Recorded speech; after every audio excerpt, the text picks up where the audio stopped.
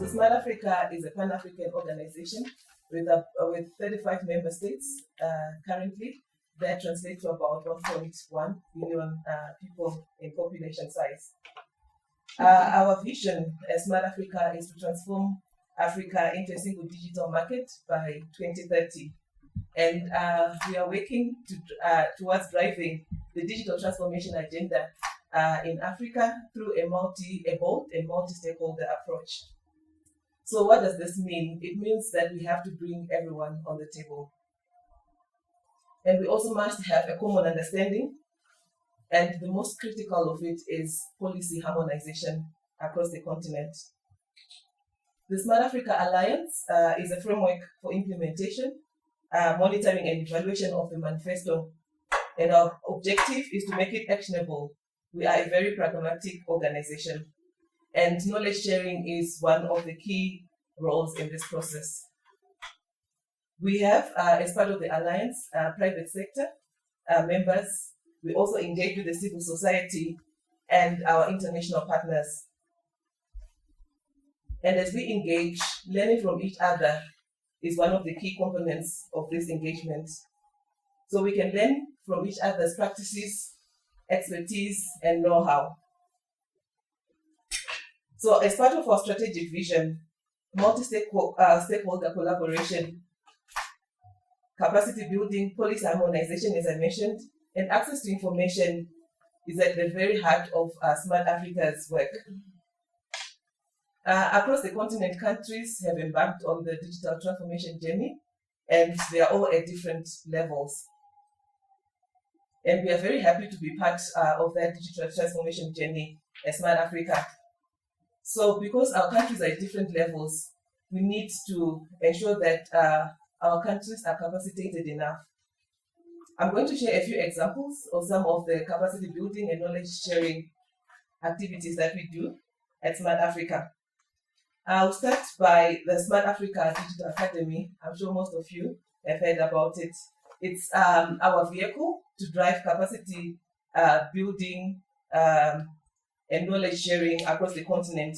And our aim is to bridge the digital divide. So we have capacity building programs for policy and decision makers, IT practitioners, the youth entrepreneurs, right to the African citizen.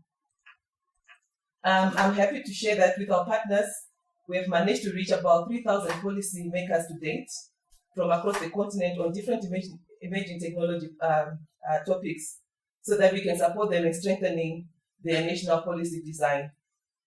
To augment the effort that are being done by the SADA, the Smart Africa Digital Academy, we have other peer learning and knowledge sharing activities. Through our entrepreneurship projects, we have held consultation workshops, we have constituted a technical working group, and also a policy task force that we are constituting in partnership with TBI and I4Policy, so that we can continue to share knowledge and learn from each other, together with other major actors on the continent. We also have done the same with our agri-tech projects, and we also have a project that we call Africa Data Leadership Initiative, which brings together different data economy stakeholders on the continent. So we have realized that these capacity building and peer learning workshops have been one of the most widely adopted forms of learning to enable policymakers to value their respective contexts and share best practices, and also share their challenges and expectations on policy development, implementation, and monitoring. This has resulted in coordinated systems change, greater synergies, and identification of complementarities. So instead of duplicating activities, we are seeing where we overlap and rather focusing on the complementarities. So what we do is for our knowledge sharing activities, we ensure that it is a safe space so people are able to openly discuss without any fear of retribution. So I want to congratulate again the D4D Hub team on the successful launch. And as Smart Africa, we welcome this initiative, and as a tool we look forward to contributing to it and also engaging.